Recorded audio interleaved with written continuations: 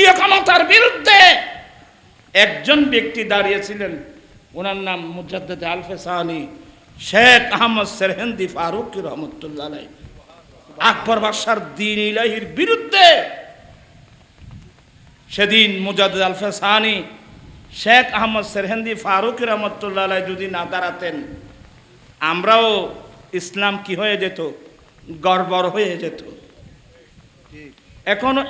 এখনো অনেক ষড়যন্ত্র চলতেছে। ইয়নো চলে ইয়া ঈদুকে বাইরে গেছে যে বেলে ঈদে গদি এরকম 14 গোষ্ঠীর নাম কোনোদিন পুণ্য নাই বে ইবে আর্গো চালু হয়ে গিয়ে বাই ফুট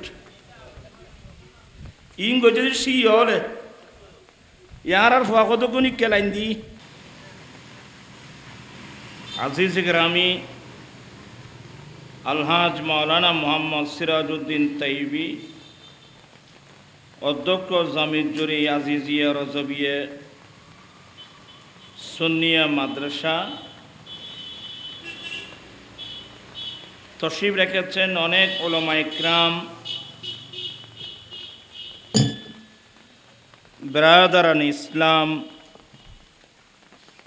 রহমানি ওয়া রাহিমাকুমুল্লাহু তাআলা। মহান রব্বুল আলমিনের দরবারে লাখো কোটি শুকরিয়া আদায় করছি যে রব্বুল আলমিন ইসলামী নববৎসরের প্রথম চাঁদ মুহররমুল হারাম মাসে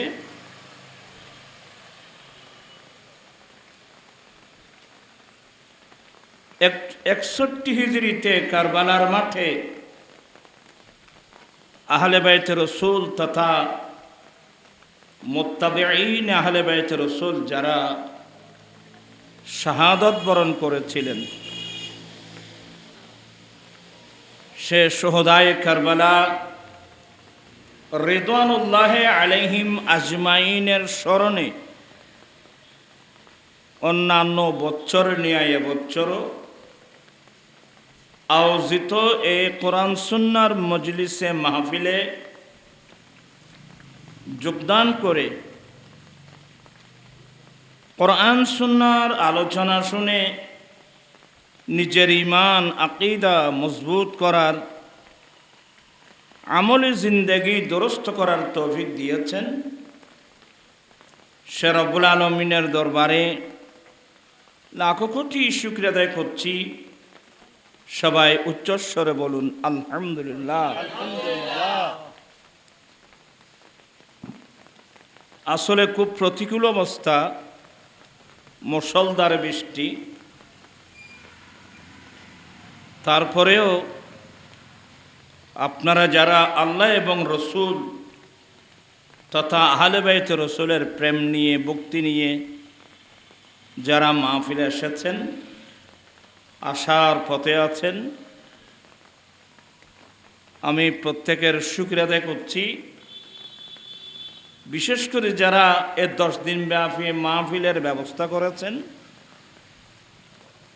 আমি প্রত্যেকের শুকরিয়া আদায় করছি। আমার ডানে বামে অতিথিবৃন্দ যারা এসে মাহফিল, যাদের আগমনে মাহফিল সৌন্দর্য হয়েছে,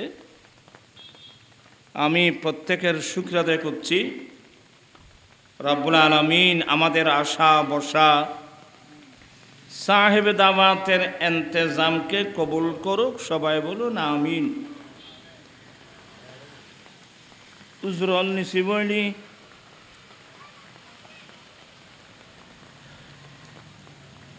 আসলে আমি অসুস্থ মানুষ, দীর্ঘদিন ধরে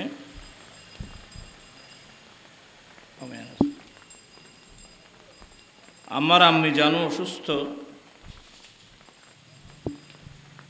সব মিলিয়ে আসলে আগের মতো দূরে গিয়ে দীর্ঘক্ষণ গলা ফাটিয়ে বক্তব্য রাখার সেই বয়স আমাদের নেই, প্রয়োজনও নেই। এখন আমাদের ছেলেরা ওয়াজ করবে, আলহামদুলিল্লাহ। আমরা আমার এই ৪৪ বছর মাহফিলে আমার ওয়াজের বয়স কয় বছর? ৪৪ বছর। এই ৪৪ বছর মাহফিলের যে অভিজ্ঞতা, আমরা ওয়াজ করি, আপনারা শুনেন। আমরা যাওয়ার সময় একটা টাকার বান্ডিল দেন, আপনারা যাওয়ার সময় একটা বিরিয়ানি প্যাকেট নিয়ে ঘরে যান। আমরা যদি একটা মাহফিল থেকে একটা রসুল পাকের সুন্নত যদি আমরা নিয়ে যেতে পারতাম, চলাফেরা, উঠা বসা, লেনদেন, আচার ব্যবহার, ব্যক্তিগত, পারিবারিক, সামাজিক, রাষ্ট্রীয়, গোটা একটা জীবন যে লাইফ, আমার জীবনের একটা একটা সুন্নত যদি আমরা গ্রহণ করতাম, আজকে অপসংস্কৃতি আমাদের দেশ থেকে বিদায় হয়ে যেত। আমরা নবীর সুন্নত দিয়ে নিজের জীবনটাও সাজাতে পারতাম, পরিবারকেও গঠন করতে পারতাম, সমাজকেও আমরা সাজিয়ে নিতে পারতাম।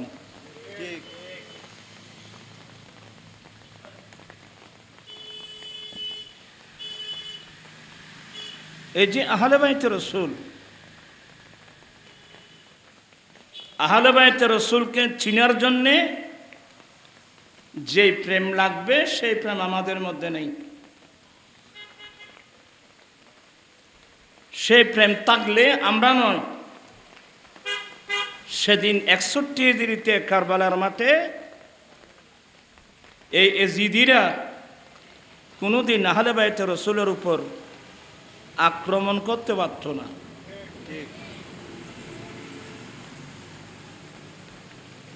আমি বেশিক্ষণ থাকবো না, একটু ঘুমন্ত মানুষকে জাগানোর জন্যে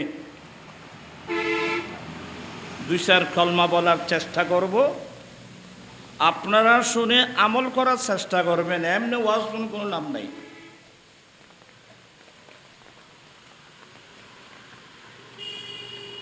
সারা পৃথিবীকে কিয়ামত পর্যন্ত একটা ঘটনা না,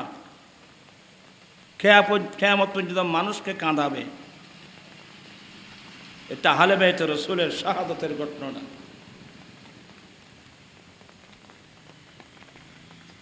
যাদের শাহাদাতে, যাদের কষ্টে আমার দয়াল নবী কষ্ট পেয়ে সুদূর মদিনাতুল মুনাওয়ারা থেকে কারবালার মাঠে এসে গিয়েছিলেন।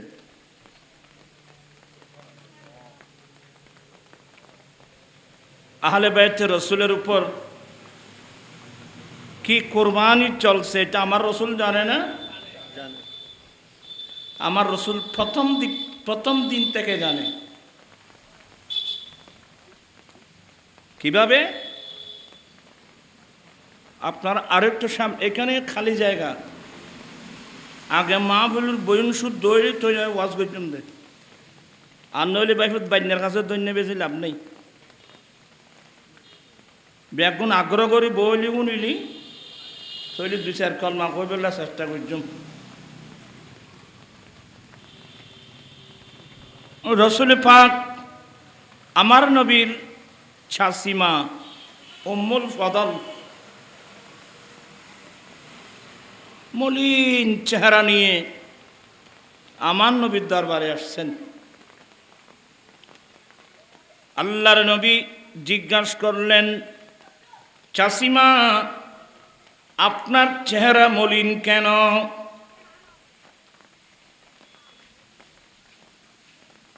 আসলে আমরা যারা মুসলমান, আমাদের ইমানি দায়িত্ব একজন মানুষের চেহারা মলিন দেখলে, এ ভাই তোমার চেহারা মলিন কেন, কি সমস্যা তোমার? এখন কি আমরা এগুলো জিজ্ঞাসা করি? তার কি শিখলাম আমি?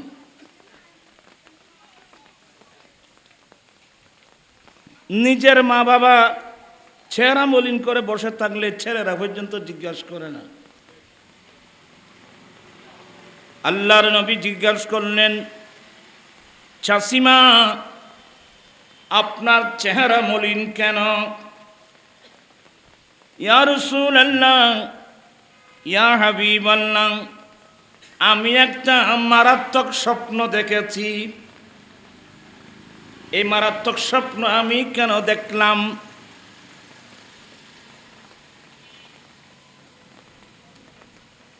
এখানে একটা মশলা শিখে রাখবেন। কেউ যদি স্বপ্নের মধ্যে খারাপ কোনো স্বপ্ন দেখেন,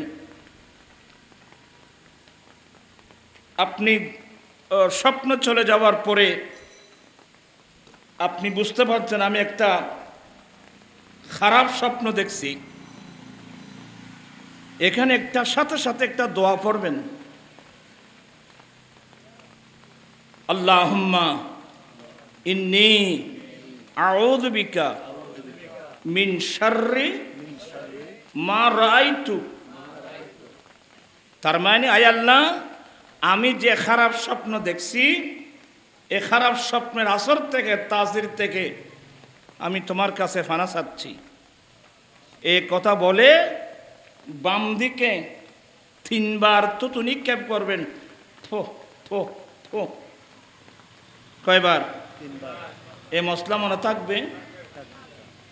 এই লেখান এখন শিখো না আবার।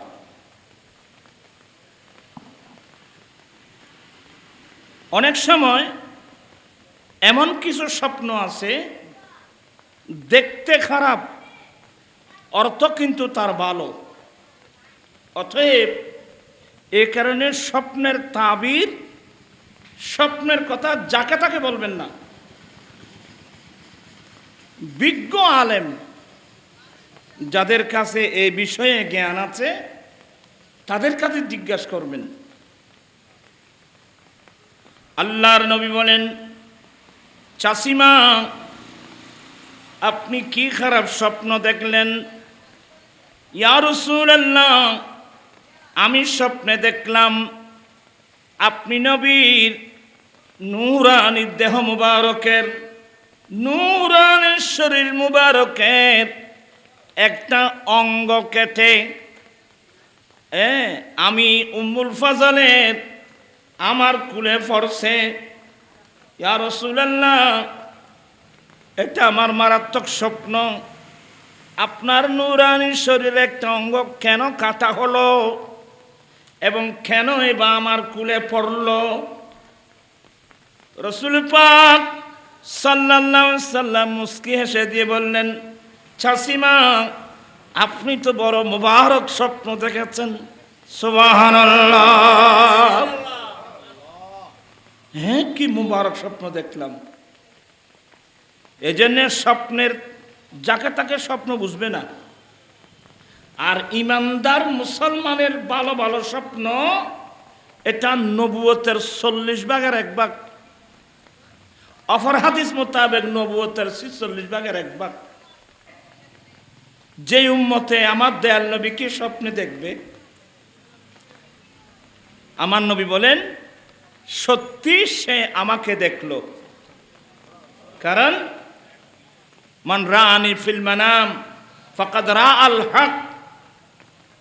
যে ব্যক্তি আমাকে স্বপ্নে দেখবে, সত্যি সে আমাকে স্বপ্নে দেখলো। ফাইন্না শাইতানা লা ইয়াতামাসসালু বি। শয়তান আমি নবীর আকৃতি কোনোদিন ধারণ করতে পারবে না। যে আমাকে স্বপ্নে দেখবে, সত্যি সে আমাকে স্বপ্নে দেখলো। আমার নবী চাচিমা বলেন, আমার নবী বলেন, চাচিমা আপনি তো মুবারক স্বপ্ন দেখছেন। আমি নবীর শরীরের একটা অঙ্গ কেটে আপনার কুলে পড়লো, এটা অনেক ভালো স্বপ্ন। বলে, ইয়া রাসূলুল্লাহ বুঝলাম না।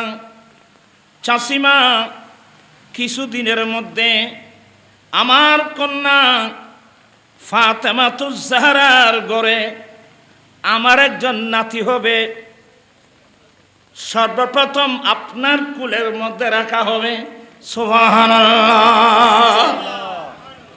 আপনি এটাই দেখছেন। আপনি যে দেখলেন আমার একটা অঙ্গ কেটে, আসলে এই নাতিরা আমি নবীর এক একটা অঙ্গ।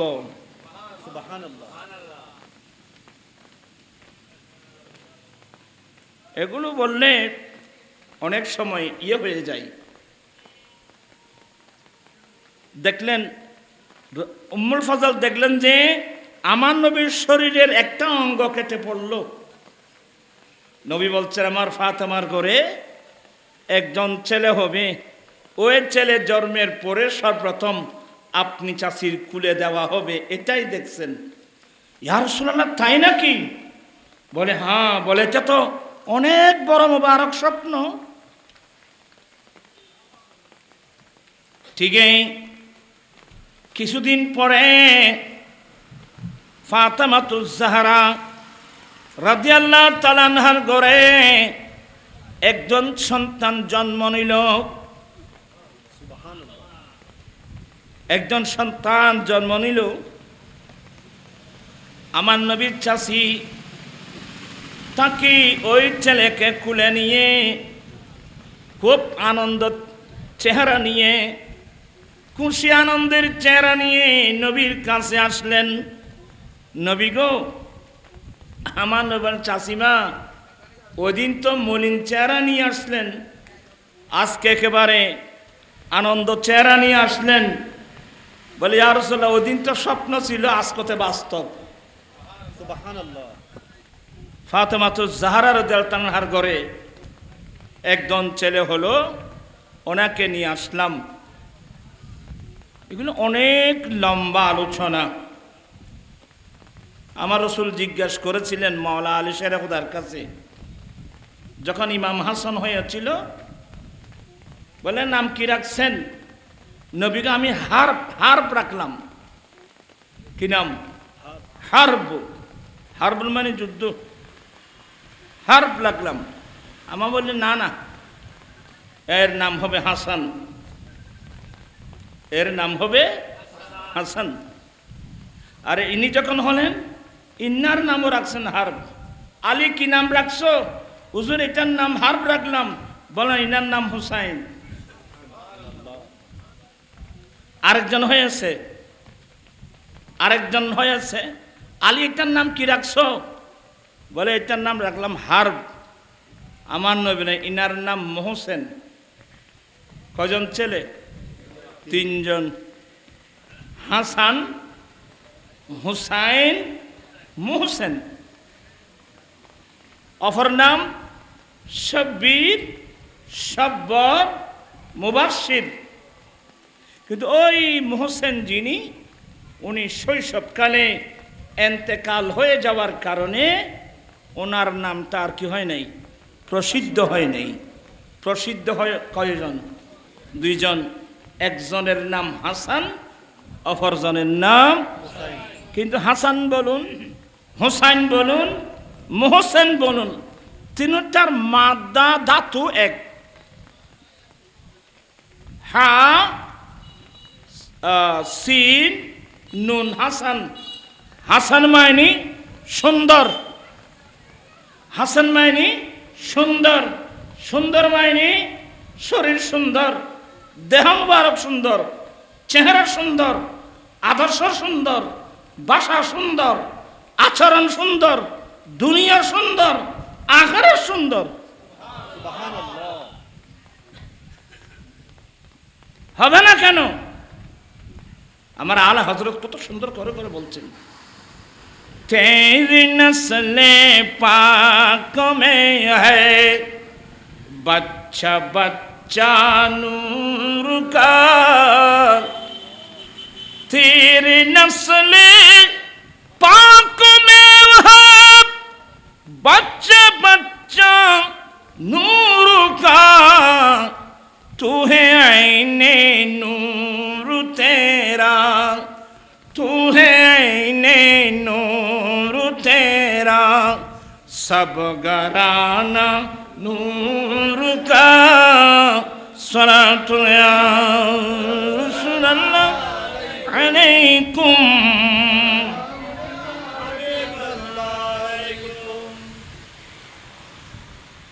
আপনি এখানে আসেন ও বা বুড়ার ভূত আসাম ইউ তাই বা বুড়ো মাই চুকে বুড়ো বল এই আসাম আসাম এই মাহফিলের বড়ুক যতন সুন্দর নইব ওয়াজও সুন্দর হইতো না তোমারা যাতে এলোমেলো থাকবে আর ওয়াজ এলোমেলো থাকবে মুক্ত দি বুলবেললি ইমামর কিব শুভ হইব কথা কথা খেয়াল করতে লিখুন না তো যাই হোক আসলে আয় তখন ওয়াজ করে বেলাই ন আর এটা তো আমার পুরানো অনেক পুরানো জায়গা এখানে এই সন্ধানে এমন কোনো জায়গা আছে যেখানে আমি ওয়াজ করি নাই এখন আমাদের ছেলেরা ওয়াজ করবে আমরা শুনব তারপর আসলাম এই নসিহতমূলক দু চার কথা বলার চেষ্টা করব বলতে চেয়েছিলাম আমার নবী বলেন চাষিমা দান দেন না আমার নাতিকে আমার কুলে দেন নাতি কুলে নেওয়া এটা আমার রসুলের একটা সুন্নত সুবহানাল্লাহ তাইব না বাবু মুঠে দিব এলে না এলে হয় না না এলে অত অত কত কত না ফাঁকা দিয়ে বা নদিস এটা ইয়াগুনি বেদে ব্যক্তির মশলা মশায় নাতি কোলে নেওয়া এটা একটা আমার রসুলের সুন্নত নাতিকে চুমা দেওয়া এটা আরেকটা আমার রসুলের সুন্নত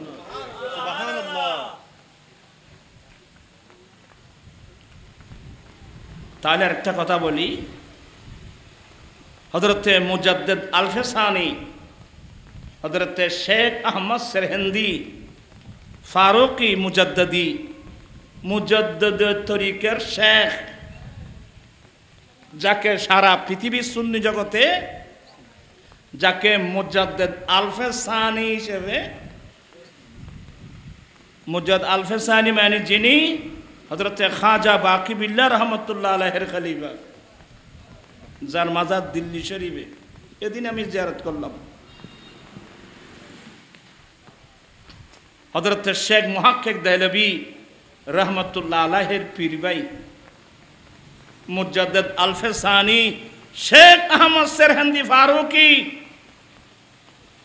যে ব্যক্তি এককভাবে আকবর বাদশার যুগে বন্ড মৌলবীদের কারণে দ্বীন ইলাহি নামক একটা নতুন ধর্ম সৃষ্টি করার জন্য আপ্রাণ চেষ্টা চালিয়েছিল আপনারা ইতিহাস যারা পড়ছেন আকবর বাদশার আমলে দ্বীন ইলাহি ধর্ম চালনা করছিল না হওয়া ইতারাল্লাই এড়ে ফেট্ট মূলই কদুন আসিল তো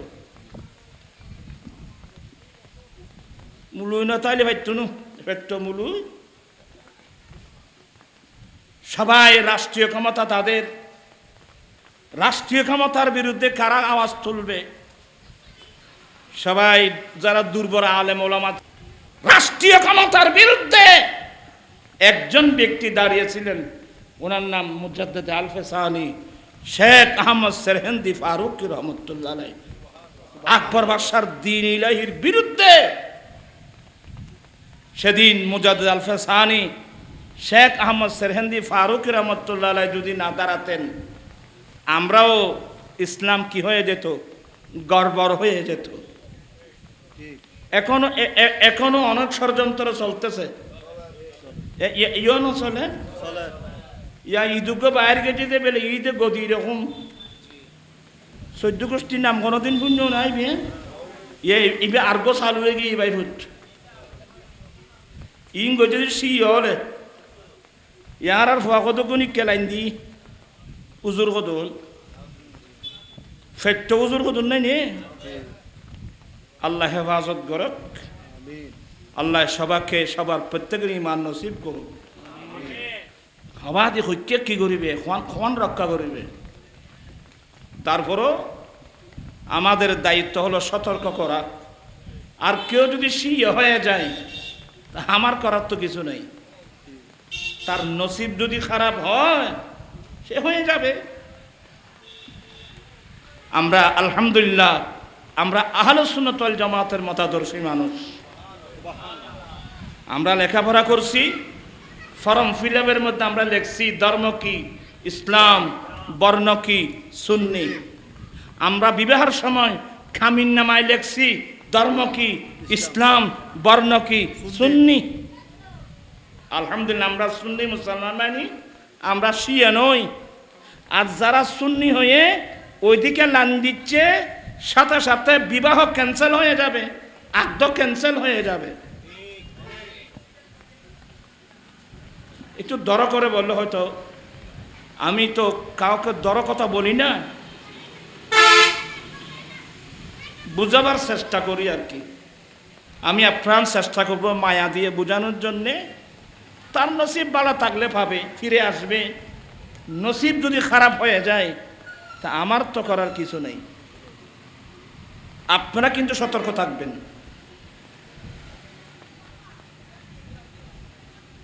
এই মুজাদ্দেদে আলফে সানি শেখ আহমদ সেরহিন্দি রহমতুল্লাহ আলাইহের অনেক বড় বড় কারামত, আমি ওদিকে যাচ্ছি না। শেখ আহমদ সেরহিন্দি ফারুক রহমতুল্লাহ আলাই ইন্তেকালের পূর্বে নিজের যারা আওলাদ ফরজন্দ ছিল, আত্মীয় স্বজন ছিল, যারা মুরিদান ছিলেন, এদেরকে নসিহত করেছেন। আপনারা আমার দিকে তাকান, ওরা কি সাহায্য লাগবে। হাই ওয়াজ করেছি ওরা নি, ওরা ঐক্য ফিরে গেছে, তাই ওয়াজিং হারে করছেন দেয় বুধ বিরক্ত লার ফলার ওরা তো নাকি। মেহরবানি করে আমার দিকে তাকাবেন। মুজাদ্দিদ আলফে সানি শেখ আহমদ সেরহিন্দি ফারুকি রহমতুল্লাহর মাজার পাঞ্জাবে, আমি ওনার জিয়ারত করেছি আলহামদুলিল্লাহ। অনেক লম্বা আলোচনা। উনি নসিহত করছেন, ও আমার ভক্তবৃন্দ, ও আমার ভক্ত মুরিদ ভাই বন্ধু, আমি বুধই চলে যাচ্ছি। আমি আমার জানা মতে আমি আমার দয়াল নবীর কোনো সুন্নত তরক করি নাই।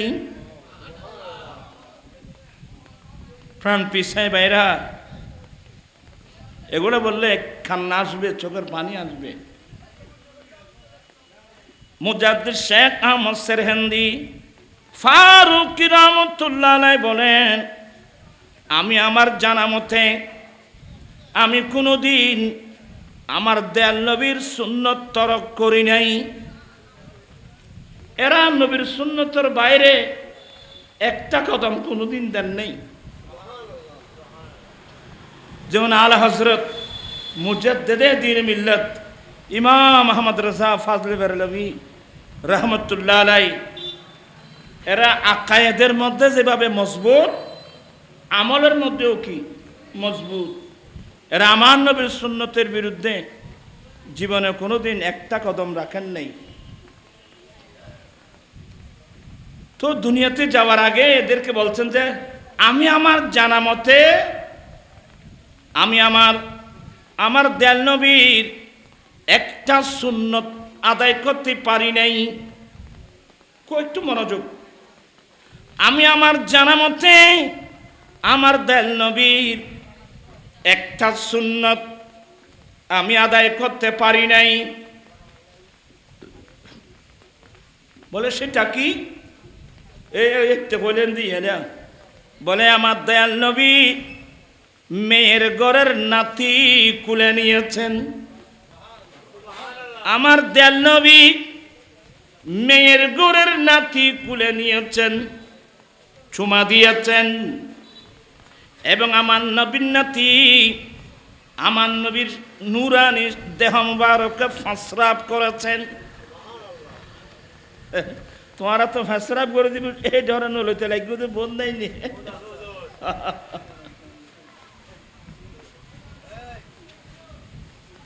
আপনারা একটু মনোযোগ। তো উনি নসিহত করে যাচ্ছেন, আমি আল্লাহ আমাকে মেয়ে দিয়েছেন, মেয়ে বিবাহ দিয়েছি, আমার মেয়ের ঘরে সন্তান সন্ততি হবে ইনশাআল্লাহ। কিন্তু আমি একটা জানা শোনা নবীর একটা সুন্নত, নাতি কুলে নেওয়া, কন্যার ঘরের নাতি কুলে নেওয়া, এটা আমার নসিবে হয় নাই। আমি সুন্নতটা আদায় করতে পারি নাই। আমি ওসিয়ত করে যাচ্ছি, আমার ইন্তেকালের পরে আমার মেয়ের ঘরে যদি কোনো ছেলে সন্তান হয়, নাতি হয়, আমি তোমাদেরকে ওসিয়ত করে যাচ্ছি, তোমরা একটু কষ্ট করে আমার নাতিকে আমি মুজাদ্দেদ আলফে সানির আমার কবরের উপর কিছুক্ষণ বসাবে, যতক্ষণ একটু ফসরাপ না করে। আমি চাচ্ছি যেই সুন্নতটা আমি দুনিয়ায় থাকতে আদায় করতে পারি নাই, আমার ইন্তেকালের পরে ওই সুন্নতটা যেন আমি আদায় করতে পারি। ইন আশ্চর্য ঘটনা না, ইন নবীর ফল কল্যাণ চয়া। আমরা তো নবীর সুন্নত কোথায়? আমাদের ছেলেরা দেখবেন, অনেক ছেলেরা মাথার চুল কাটতেছে, চুল কিভাবে কাটবে, চুল কিভাবে রাখবে, আমার রসুলের সুন্নত আছে না? এখন তো আমাদের অনেক ছেলেরা কেউ মাথায় চুল রাখে, নেইমারের কাটিং, বিধর্মী আর কি, বিধর্মীদের, আমাদের মুসলমানের ছেলেরা বিধর্মীদেরকে অনুসরণ করতেছে। বলতে অনেক সময় লজ্জা লাগে, ছেলে মেয়ে তো প্রত্যেকের আছে। আমি আমার ছেলেদেরকে বলবো, বাবা সাবধান, আমরা কত বড় ভাগ্যবান, আল্লাহ আমাদেরকে ইমামুল আম্বিয়ার উম্মত বানিয়েছেন।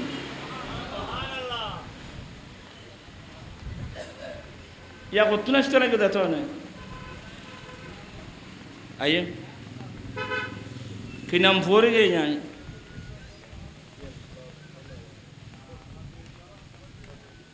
एड़ा ही हो रहा है सलातुन